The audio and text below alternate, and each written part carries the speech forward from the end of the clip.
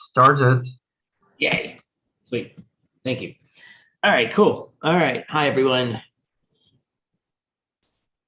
This is your time to ask the hard questions. Please, if you can, turn on your cameras. It's so nice to see your faces. Ella, you look really cold. No, you're just cozy. Okay. All right. It's just nice to see everyone's face, and it helps connect a little bit more, I think. Don't worry if you look like you got out of bed. Doesn't matter. Thank you. All right, cool. All right. Now I feel like there's people here. Yay. All right. Questions. You can ask. You can type them in if you'd like. And if you would like to ask your questions in your language, we'll just get someone to translate them for us. So no worries.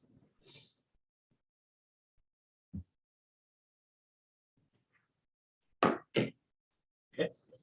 I'm waiting for you guys now.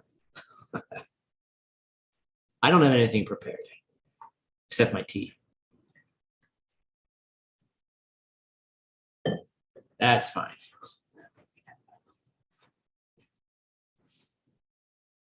I'm surprised nobody has any questions. Come on. I guess you're all enlightened. I'm the last one.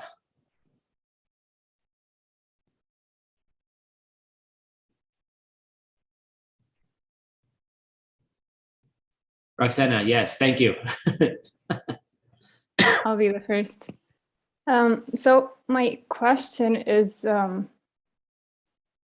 related to this idea that I keep hearing in different classes, and it's about mental afflictions and the energy that you feel in your body, right? The prana, when one of them is rising. And if we take the easiest example with anger, because that's usually the easiest one to notice in your body, right? Because there's a very what was the word that I was looking for? The energy that you feel in your body when you're angry, it's very easy to notice, right? And you can either let it go, right? As soon as you notice it, just shut it down, or you can take the label, the anger, like the label off it, and then you can use that in your practice. But my question is, how do you use it in a way that is beneficial for you?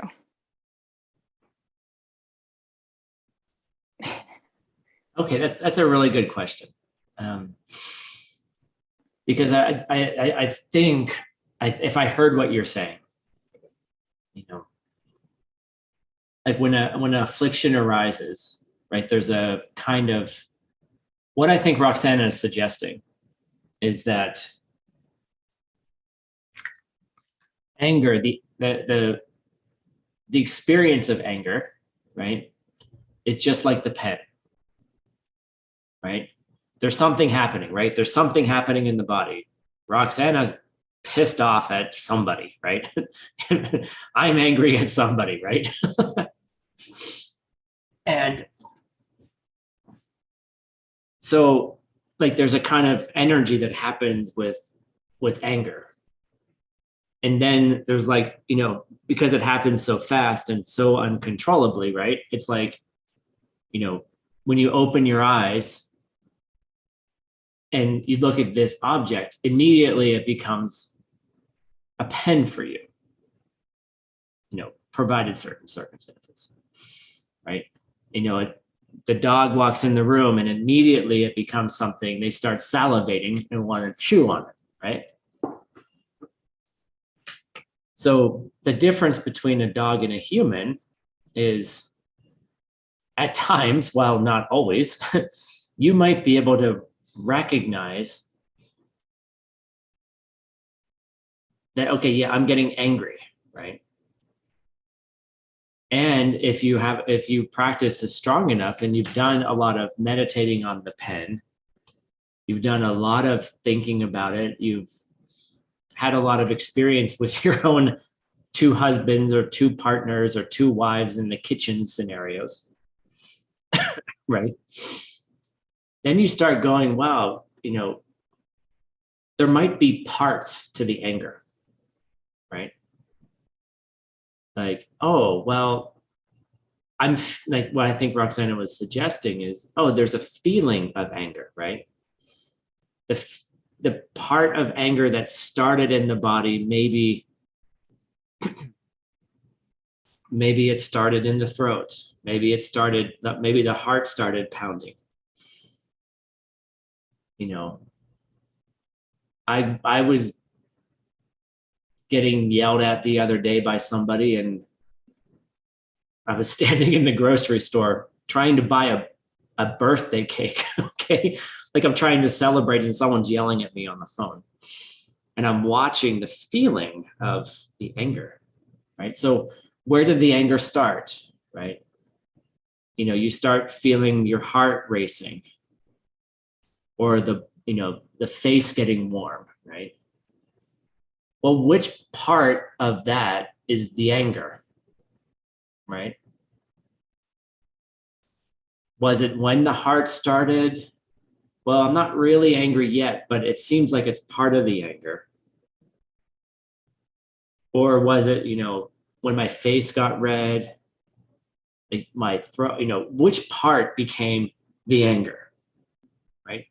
I think one of the examples we used recently can't remember whose text it was in, was like, if you're filling up a water bottle, right?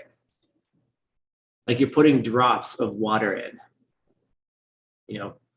which drop, right? Which drop filled up the water bottle, right? Which part of the anger, like, okay, so I put the last drop in, right? Now it's filled. Which drop made it full, right? All of them? Well, no, it only became full after they were all in. So then you start analyzing it and then you're like, well, okay, something happens, right? So which part of your anger then became labeled anger, right? When did the seed open that it finally was the last straw, as we say in English, the last straw. And then it finally became full blown, out of control, I'm pissed off anger, right? And I think as a practice, like here I am trying to buy a birthday cake. This person likes sprinkles, right? They like all of that stuff. And I'm trying to order this cake, right? And I'm like, this seed is ripening of somebody yelling at me and I'm getting angry,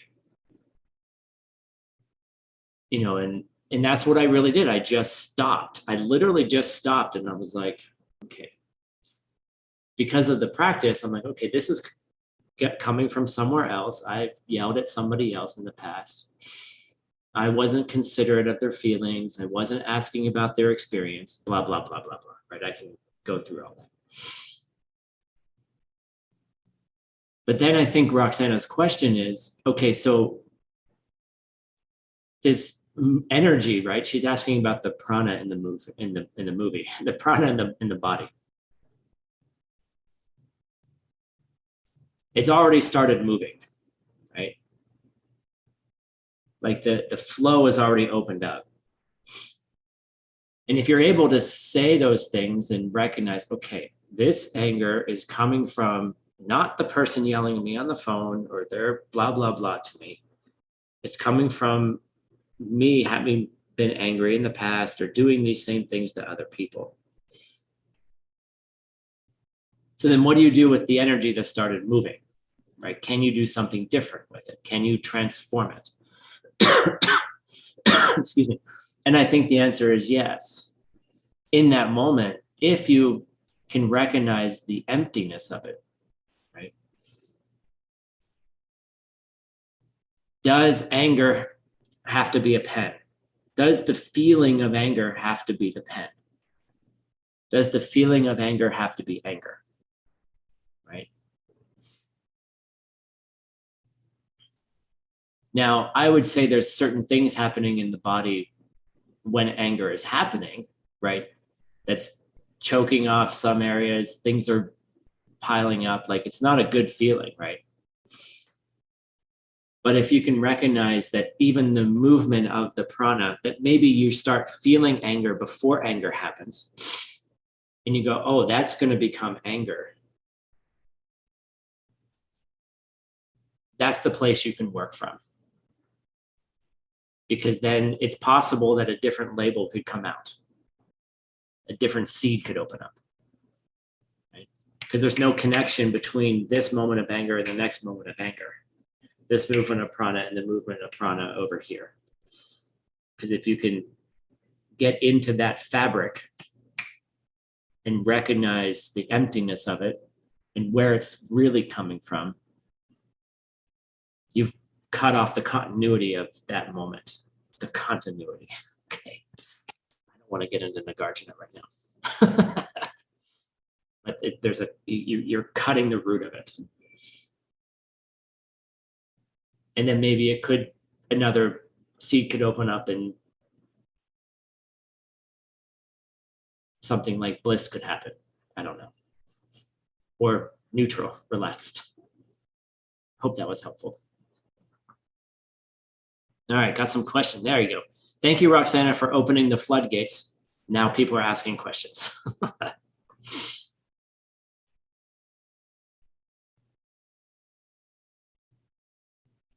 All right, Elena is asking,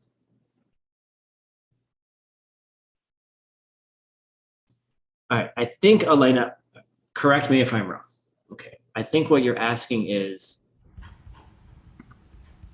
could you just ask your question again? I'm not 100% sure.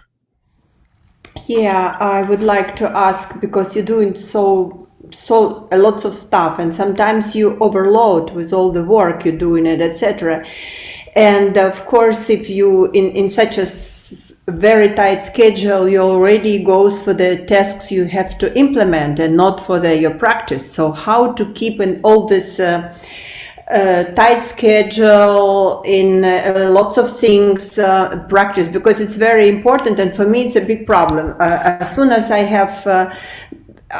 I'm busy in some project, and when the project is overlapping each other, the first where I have a problem, the first field, it's my practice. How to keep it, how to keep it solid, how to say, and not to have a problem in this field. Yeah, it seems to me that a lot of people this is a common problem that people in our group have. We work too much. We work a lot. And it is very interesting job. So you prefer to do this. For example, if I have to sit in meditation and I have to listen some class, so I run to listen some class, and it's nice job. So it's even more complicated, because it's very nice things. You want to learn more. It's more attractive as just sit and make some practice. And what the seeds? What kind of seeds? What type of seeds to plant to keep your practice, because it's much more important, right? Exactly. Or the same important. So I think you just answered the question about what the seed is. Without maybe knowing it. Maybe. You asked the question, so like you believe that, you're feeling that your personal practices, whether they're yoga, meditation, things like that, are more important, right? But the seeds are ripening for you that other things become more important, like the prioritization of your practice. Like you have a desire for it to be different, but the seeds are ripening, right, in a certain way. So, how do we prioritize our practice? And there's many, many ways we can do that. And I think each person's a little bit different. Like we each have our own flavor of habits that keep us stuck, right? So it's really hard to say, well, for you, Elena, it's this. And then for Roxana, it's this. but I think it's, for me, I'm a overachiever. I do too much, right? I take on too many projects. That's why I'm asking you, because you should be a very good specialist in this. Right. But it's how you view what you're doing, and when something becomes an affliction, that's when you have to look at it. And what I mean by that is, like, if I'm working too hard and my eyes start bugging out of my head, I start getting angry with people. I'm not able to be patient with all the mud that gets slung at me, right? Then I know there's something wrong, right? If I'm uncomfortable, if I'm not sleeping well, there's something I'm not doing something correct. And really, our practice, I have a couple of advices. One is, our practice, whether it's in the outer world or inner world, should be enjoyable. It should be fun. I love what I do, right? Like, I'd love getting up in the morning. I'd love coming to classes. I'd love managing hotels. I'd love managing ACI, right? I love the teams that we have. Like, it's not me, right? It's about the teams I work with. I love working with people. I love understanding what they need and what they want, and helping people reach their dreams and goals, right? So for me, when I don't love it, which there are times, I'm there's plenty of times where I'm like rolling my eyes and I'm like, really? But it's like, how do you bring joy to other people, which will ripen in bringing the joy back to you, right? That's my first advice. Like, really, making service joyful. Like, for me, when I'm in a good place, when I'm having a good day, the things I do just flow. I'm like, oh, here's my list of today's problems. You know what? If you've woken up every single day of your life, there will be always a problem. There'll be always something to fix, right? There will always be someone who's irritated, or like, once you've done enough, you just kind of like, oh, there it is again. Right. But it's like, how can you take those challenges and enjoy them versus being overwhelmed with them or getting afflicted by them? That's one advice. The other couple of advices I have is, to me, it is very important to have your own personal practice, your own personal time, right? It's where you get to look at yourself, look at your mind, look at the patterns that are ripening. What do I need to clean up? What's in the way? What's underneath those issues, right? The great thing about being angry the other day is, I recognized most of the reactions I was having were because they were the same pre-programmed reactions I had to my parents. It was like reliving mom on the phone, right? Yay, okay, great, wonderful. Like, that's not that person's problem, it's my problem, right? So my outer practice and inner practice I don't see a separation between them, right? So when I have too much to do, I'm like, wow, take a note of everything that irritated you today, Tim, or upset you, or frustrated you, or you got sad about, or you felt lonely, or you felt unworthy. What, I could give you the list. And then analyze it in meditation. Take it to the cushion, right? Third thing I would say is, don't try to build meditation into your life. Build your life into your meditation. Life will always be busy. Life will always be loud. There will always be something to do. It's called samsara. Okay. You know, the next tragedy will happen tomorrow. It's going to happen, right? We're in a broken place. Like our minds, our eyes, you know, Abhidharma says our faculties are broken too, right? So, you know, if we can relax around that truth, you know, it doesn't mean that when tragedy hits, it's easy. That's not what I'm saying. But when things are non-tragic, when things are like, okay, it's not too bad today. Like there's always going to be something, right? Samsara, right? Things aren't too bad right now. That's when you really need to be practicing, because when the shit hits the fan, you're going to be happy you did, because that's when your test of your practice will come.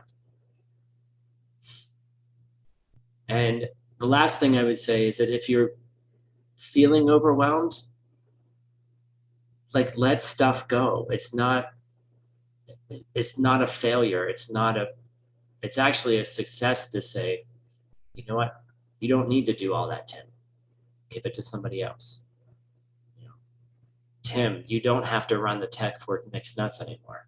The day before mixed nuts, I'm trying to figure out how the hell I'm going to do it. And I'm like, you're an idiot, right? You don't have to do that anymore. Let someone else do it. Build a team, you know, give the karma away to somebody else, right? I'm so happy I did, right? You know, you don't need, like, the need to do something might be an affliction. All right, here we go. Next question. Thanks, Tim. Thank you very much. Sure, you're welcome. Thanks for asking. Makes big sense. Thanks. I think a lot of people have that question, so thanks for asking.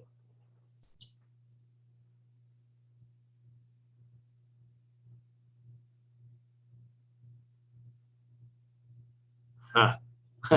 That's a cool question. All right, this was Nikita translated it. I like this one. We're gonna play here. Okay, cool. So the question is, I'm gonna keep going too far. Okay, the question is, in some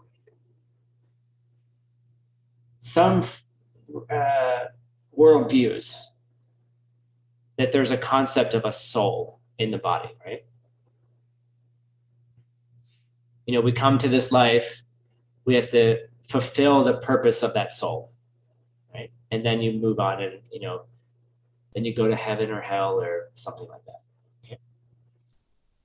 So then the question is, in terms of Buddhism, is the concept of a soul like a seed vault, like a place where we store the seeds?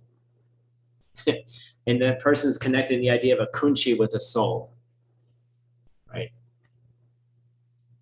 And is there a higher purpose to the place where the seed's stored? Like, is there a purpose like a soul purpose that we have? I like this question because this is fun, you know, because we have a feeling, at least I have a feeling,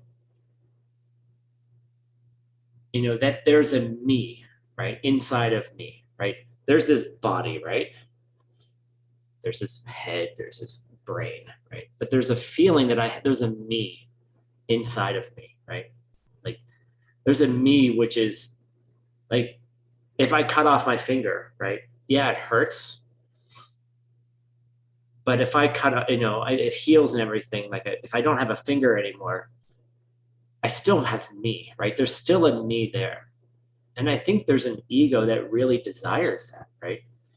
Like after I die, my body dies, it goes on somewhere else. Like I want it to. And I think it's really comforting, right? And I really don't think there's much of a difference in the concepts, you know, in some religions and Buddhism, that they think of it differently, but there is a continuation, right? Buddhism will say, yeah, your seeds ripen again into another life. Christianity will say your soul goes back to heaven, or it goes to heaven, or they don't really explain where it comes from, but it goes to heaven, okay, or hell if you're a bad person, right? So there is a continuation,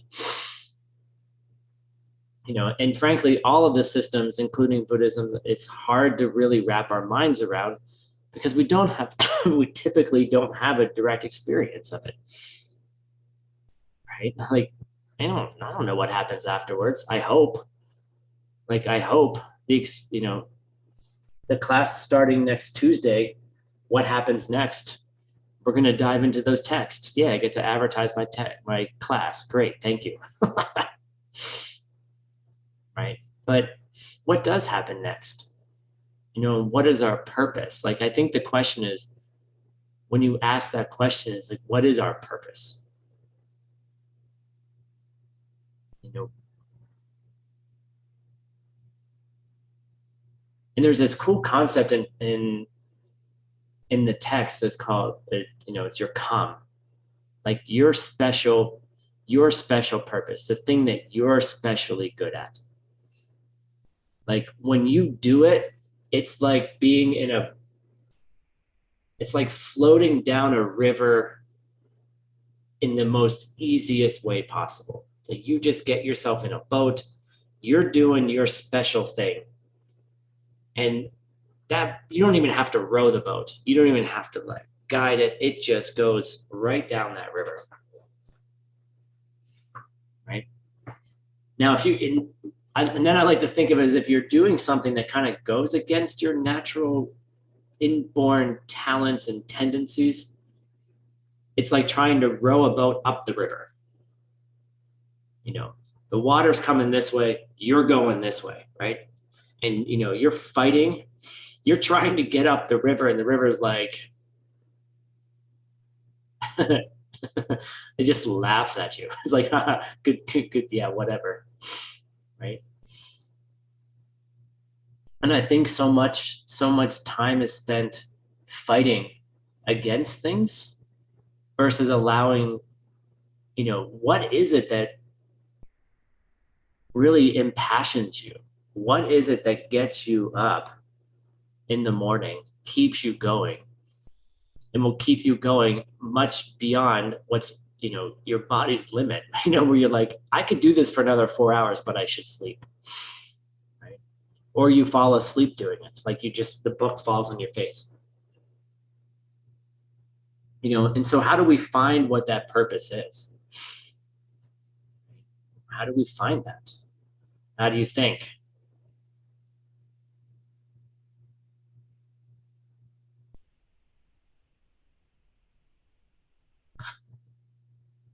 Come on. How do you think you find that calm if you haven't found it already? I have to look at the chat. Right. I mean, it's, I mean, the answer is always seats, right? Seats. Right. It's always seats, but you know, to feel good. Yeah. I mean, let's think about how to, like, one of the things that I did when I was working in more corporate setting, I had a team of people. I had a team of project managers, and, you know, then a team of like creatives and writers and editors and all these people, publishers, and all these teams of people doing stuff. And I made an effort to figure out, what does everyone on the team want? Like, what do they need? Like, what is it? What gets them excited, right? You know, I spend time at lunch with them. You know, we'd go out, or a group of us would go, and I'm just making mental notes. Okay, this person loves playing, loves being with their children. This person loves hiking. This person loves food, right? Very few of them love their work. Okay, that was also really depressing. But so what I did is I designed the projects and had the team working in a way so each of those people could fulfill their passions. This person wants to spend time with their children. So guess what? I would set timelines on projects so that that person could go home and be with their children, right? Actually, frankly, what I did is I made people set timelines and push them really hard so that they didn't have to work overtime. They could go home at 5 o'clock, right on the dot. We're going home, guys. Get the work done. And I inspired people to be like, yeah, guys. And so everyone would like inspire each other to get stuff done and not like dawdle and relax and be like, we'll just come in on Saturday. Who wants to give up their Saturday to come into work? Right? So I consciously was working to plant seeds with these people. The seeds planting was giving them the space to do the things they want. Okay, they come in on Monday. Hey, Kevin, how was flying your drone? How did that go this weekend? How were the drone flying? Let me see the video you took. You're like, oh yeah. And you show me the videos. I'm like, whatever, and I'm not really like, whatever, but in my mind, I'm like, this is what he's interested in. So I'm showing interest in his passion. He loved his drones. He loved taking these videos, and he would show me on Mondays, and he looked forward to showing me on Monday the video he took, right? And then I'd celebrate with him because this is what he really liked, so what's your purpose? Your purpose. To give people what they want, what they Right, like. very good. Yes, good. Your purpose is to give people what they want. And sometimes that means being wrong in an argument. Okay, I was wrong. Sometimes that means, just giving people what they want and need. What if then you're like, oh, well, what about my needs? Well, you ever have that argument with yourself? But I have needs. Well, that's the only way that you get what you want. Okay. Don't hurt yourself and don't not take care of yourself. But rejoicing in what other people need, what they want, even if it's not quite the right thing to do. Actually, let me rephrase, it is the right thing to do. Because you see how happy they are. You see how they relax. You see how, this is what I just kind of imagine. This is what like a enlightened being does. They just look at you and they're like, well, Tim doesn't get it yet. Let's give him a cookie. All right. Tim doesn't get it yet. All right. Let's give him a 30-year project to translate a book.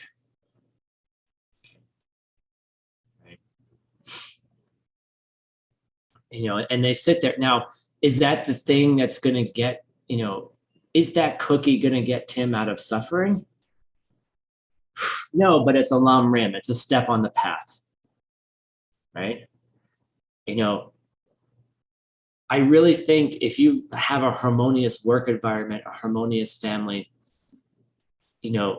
that's the way we're going to create an amazing world together, right? How much nicer is it if everyone's just getting what they want? Even if that the quality of the work is not as good. I was the most anal project manager ever. One of the things I did, I worked in translation, and the amount of detail that you need as a translator from beginning to end till you have that final translated piece in artwork requires excessive attention to detail, right? And I was that person, and I extended it to everyone around me. I don't understand why you don't care the way I care. I care like this, and so you should too. like I had to unwind a lot around that.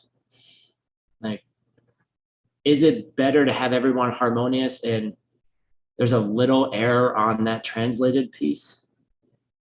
If everyone's getting along, okay, we'll fix it later, right? Okay, but if everyone's relaxed, now, how do you relax around the person who really wants the details to be perfect?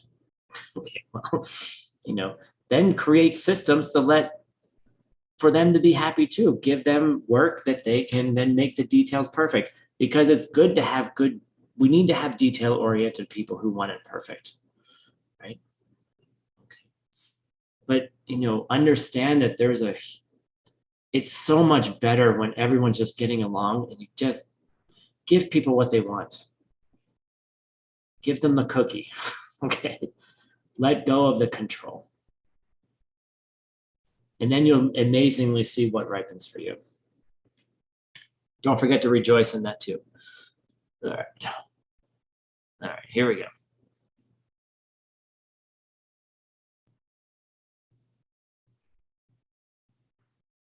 I don't know the answer to this question, Jasmine.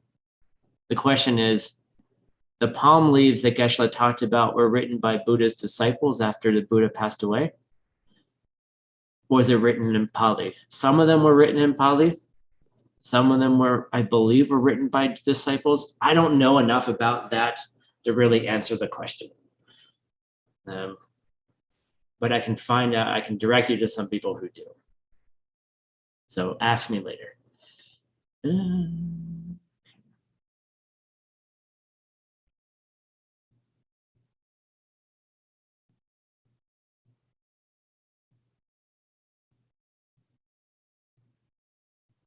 All right, this is kind of a cool question.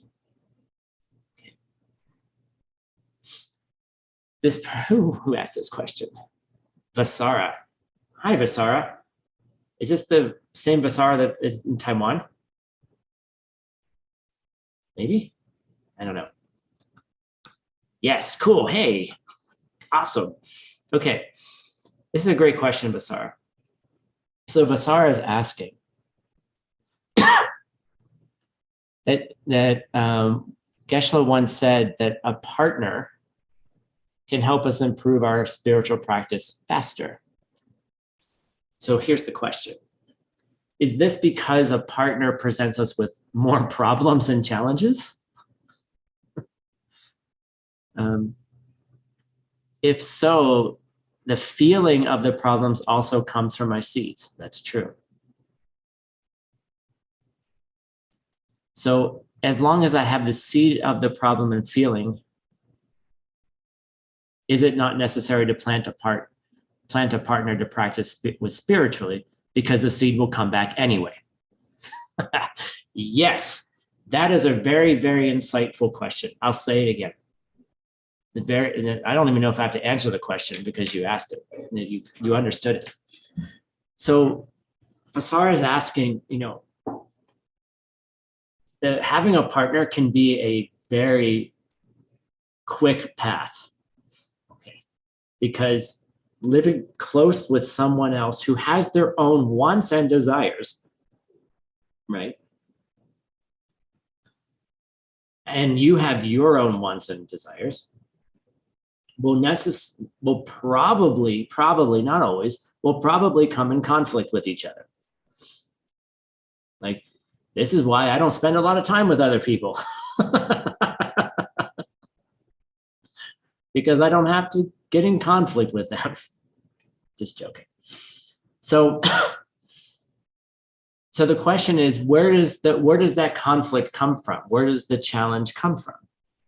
And Vasara said, if they're coming from my seeds, the problem is the seeds, not the partner. And that's absolutely correct. Right? So if you don't have the seeds taken care of, they will have to ripen. If it was planted, it has to ripen. So that's correct, Vasari. Absolutely correct. Like, the best thing is, like, if you have one enemy, and they finally go away, don't think that you're not going to have another enemy next week, because you will. Those same seeds will ripen in someone else. It is so hilarious and annoying. It is hilarious. Like, I've gotten to the point that I'm like, I just laugh. I'm like, oh, there you are again, my friend, my enemy. There you are again. I missed you. And that's what I start, like, of course, I don't say that to the person who's acting like my enemy at the time. But I'm like, yeah, I missed you. There you are again, right? Don't think because somebody goes away, the seeds are going away. You know, so they can ripen through anybody.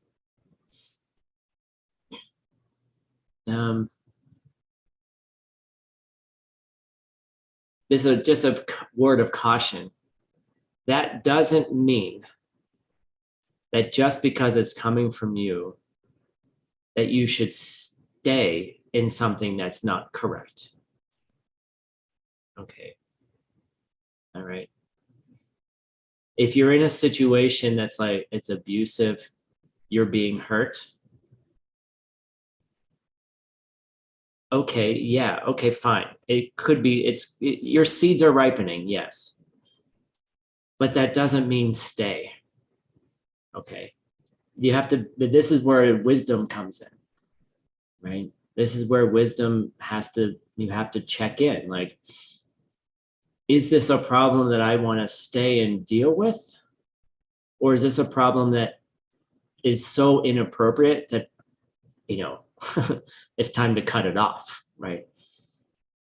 You know, then you can still work on the seeds afterwards, of course, but please, please, please don't just say it's coming from me and then be a martyr and then suffer more.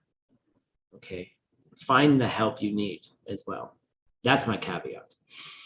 Now, I'm going to take a little detour, which is what I like to do. That the power of having a partner is that they will ripen seeds, like if you see them correctly. It's the power of having a teacher, right? Like, you don't have to think of a partner as a partner. They can be a teacher too, right? You know, maybe not a spiritual romantic partner, but you know, your teacher will do this for you. Your romantic partner can be your teacher. Your romantic partner can be your spiritual teacher. They can be your spiritual partner. Like, they're just words, right? And those words come with expectations, right? Like, what does it mean to have a husband? What does it mean to have a wife? What do you think it means to have someone like that? Right? What are the rules, right?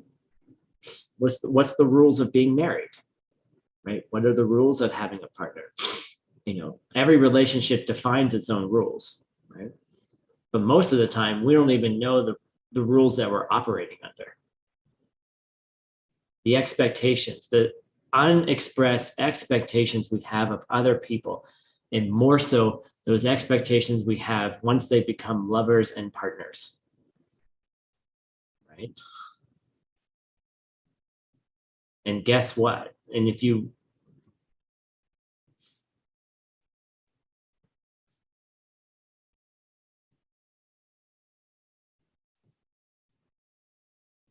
they will draw things out of you that you didn't know were there.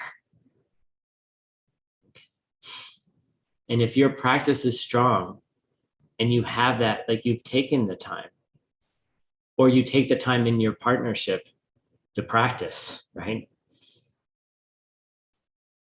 You know, and if you can see them in a very special way, you know, you can purify things very quickly. But the ripening of those seeds may be extremely uncomfortable. It can be very uncomfortable.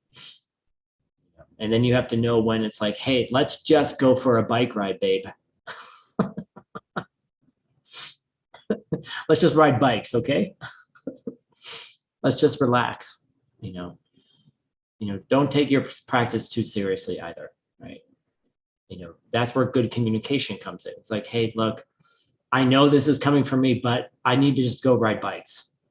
Like, take time to connect as people, and don't take it too seriously, and take it seriously.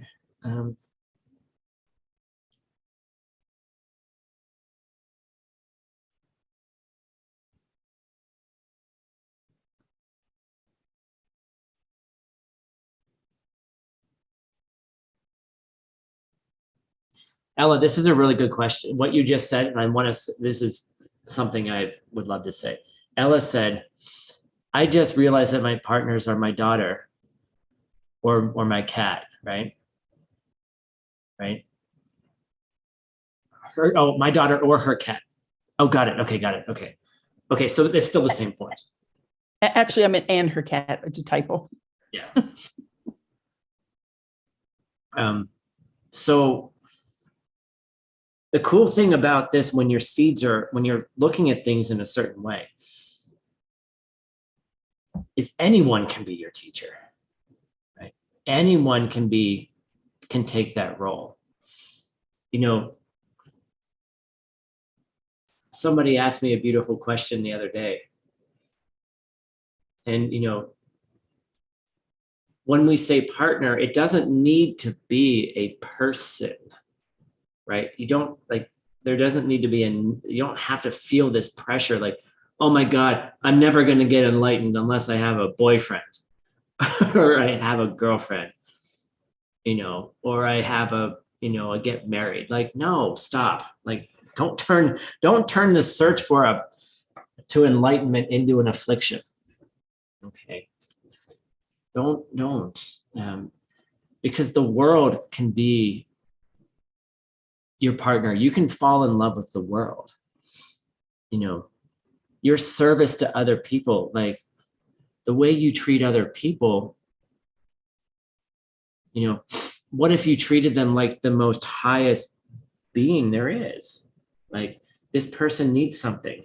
Like, oh, this person is an enlightened being. I need to feed them. I need to help them, right? The same prana, the same energy, the same powerful seeds are planted in those scenarios as well, with the right view of it. So if you are single and you're like, I just don't like, like you're, as I said to someone earlier, I think it was Elena, like, we all have our own individual, like, karmic configurations. Like, our operating systems, like, your operating system's already configured in a certain way, right? Came out this way, then it came out this way, then you had family in a certain way, then you had friends in a certain way, you had life in a certain way. So your programming, like your configuration is different, right? Unique. And maybe your configuration is like, I just don't like people that much. I want to save all people, but I just don't want them in my space. Like, I got 3 cats. That's enough. As an example, right? Maybe being romantically single is what you want. Like, you don't want to have a romantic partner. That's totally fine. Enlightenment is not inaccessible to you because you don't have a partner who lives with you, who annoys you every morning, right? I mean, I'm not saying partners annoy you. Like there's huge benefits to having a person around a lot, right? But you don't need it. Like, the need is the affliction. Serving other people, helping other people, you can generate the same benefits and energies from that you can from someone who lives with you. It's different, but it's not really that different, right? It's all dependently arising anyway. The seeds are just going off, right? So don't turn it into an affliction if it's not your thing. Like, okay, well, or even if you want a partner and you're just like, you can't find them, or they're not showing up, or you live in a place like Sedona where everyone is retired. and they're Taurus, right? Okay, fine. Be happy with what's arising, right? And you can get the same benefits without turning it into an affliction. So that's what I wanted to say about that. We got 2 minutes here. I'll answer one more question.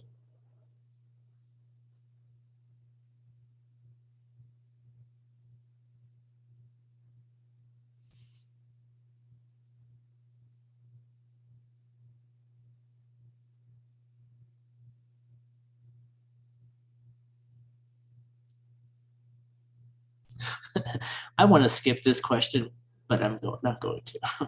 Hold on. There's 2 here. I'm trying to choose.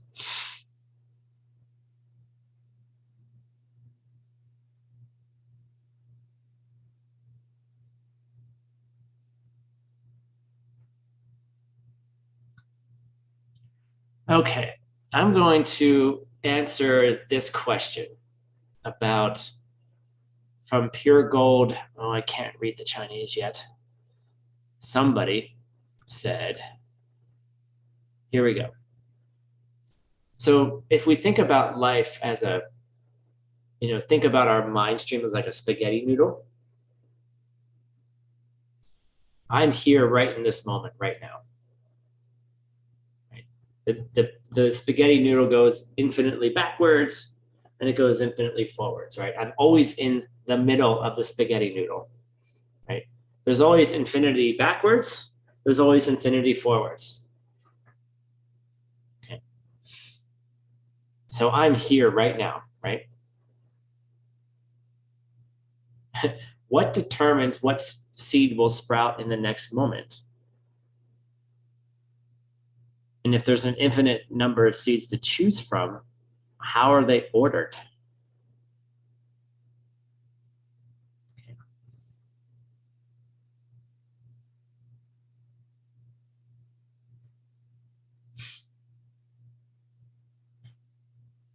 So I don't have time to go through all of it. But there is a thing called the 4 priorities. I think it's 4 priorities. 5 by 4. Yes, it's 4 priorities. Like the orders in which seeds will ripen. And they're determined by certain factors. And I don't have them written down. And it's actually the one I don't have fully memorized, so I can't answer it directly.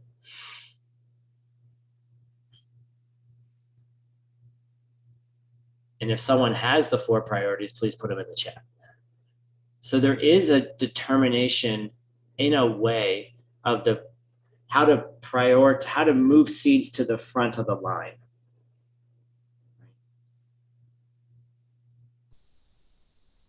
And one of the main things, and this is just a main practice for everybody, is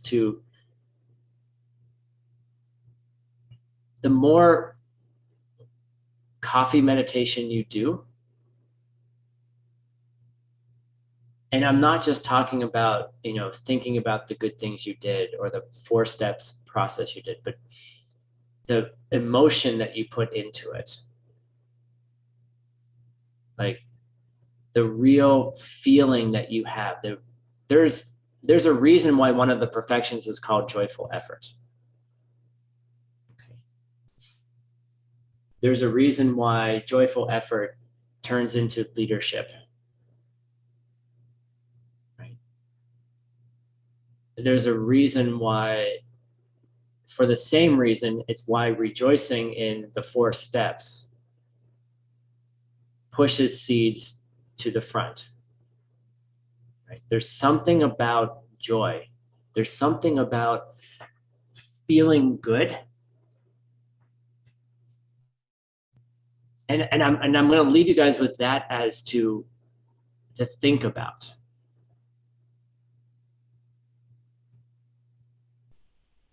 And to meditate on, and I'll go back to Roxana's first question, which is a perfect way to end, right? What does anger feel like in the body? And then when you think of the 4 flowers, What does the world look like to you when you're angry?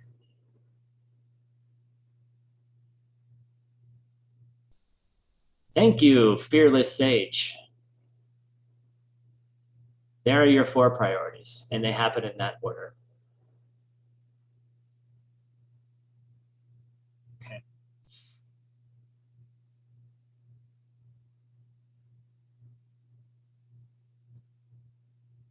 What is the world like when you get angry? When you start feeling the anger in your body, what does the world start looking like to you? When you start feeling joy in your body, what does the world look like to you? And I'm not just talking about the birds and the trees. You know, how do other people react? How do other people act around you? How do other beings act, right? How do they act around you in anger, and how do they act around you in joy and happiness? Okay. So I would take that into your meditation and then just say, okay, well, how does joy, why is that the 4th perfection?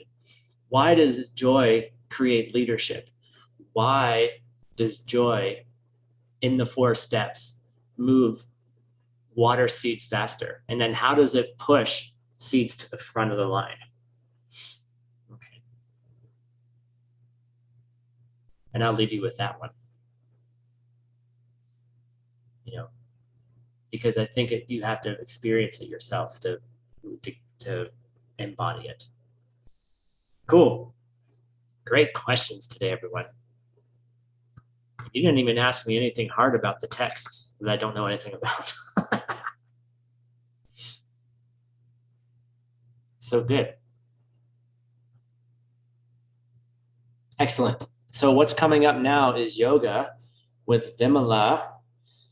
I'm not sure if she's here yet. And she's probably just joining very shortly. So I guess we'll start in about 10 minutes. Thanks for your wonderful questions. And thanks for sticking with this. This is the hardest part of any of the classes that we have, right?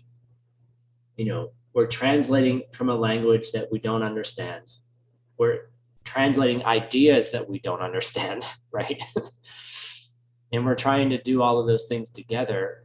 And the most beautiful thing Geshe-la said yesterday was he said, this isn't a religion, and it's not. It's how do we take these ideas and translate them into ways that we can make them real in today's life, right? What's real for you when you get off the cushion, when you get out of class, Elena, and you go off and do your 1,000 things, right? What's real for you then? What's real for us outside of all of this? And that's that's what we're doing. We're struggling to make it real.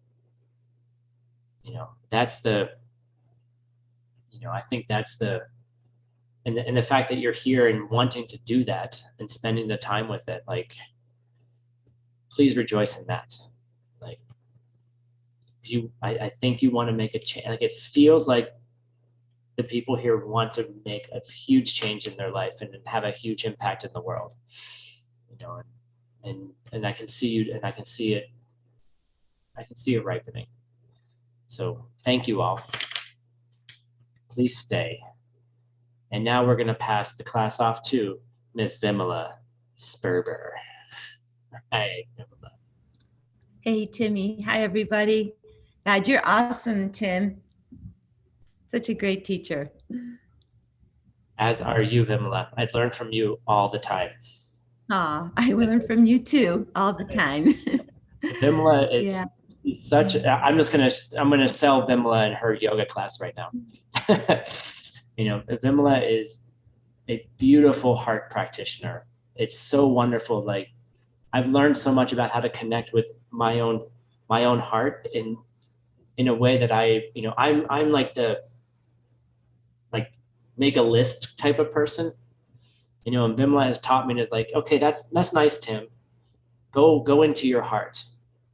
Go into a different place. And I've learned so much from her. in that, and her yoga classes are phenomenal. So please stick around, do your yoga practice. I'm not, because my problems have started.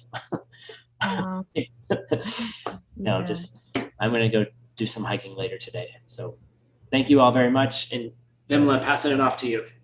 Okay, I hope everyone can hear me. I'm disappointed Timmy won't be here, but, and I hope I don't disappoint